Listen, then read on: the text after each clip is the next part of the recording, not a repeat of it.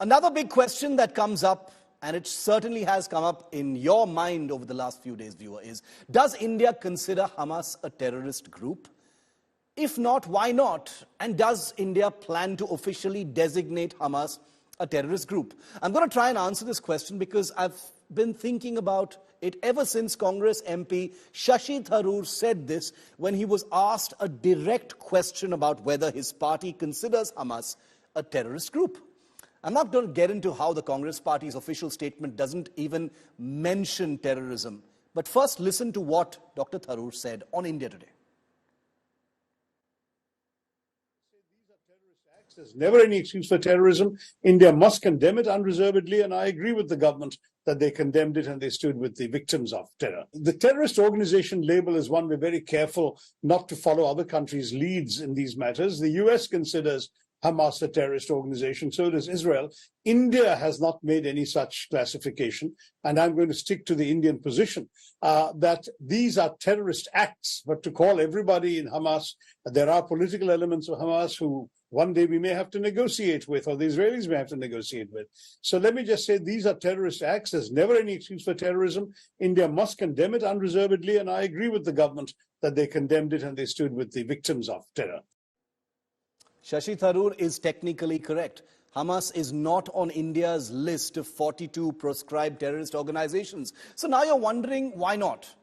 This goes to the heart of India's foreign policy, viewer, which not only recognizes the state of Palestine, but calls for a peaceful two-state solution to the decades-long crisis.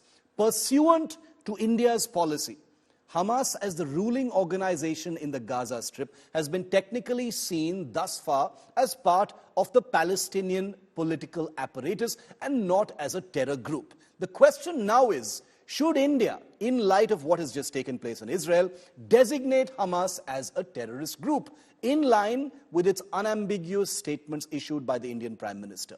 So far, let me remind you, the only statements that carry no ifs or buts. As India mounts a campaign to expose the hypocrisy of foreign governments that treat India-proscribed terrorists as mere citizens, can India continue to view Hamas as just a political group? It's complicated, but let me go a little deeper because there are many gray areas here, viewer. Hamas is officially tagged a terrorist group only by Israel, the US, UK, EU, Australia, Japan, and Paraguay, which is in South America. Most of these countries have done so either because they have large and influential Jewish populations and close ties with Israel. Whatever their reasons, they stand astonishingly vindicated today, don't they?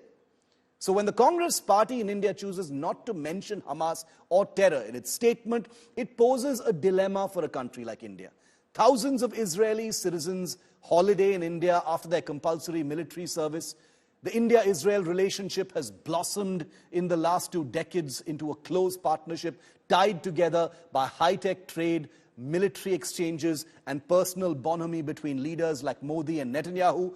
So should India take this friendship a step further by designating Hamas a terrorist group?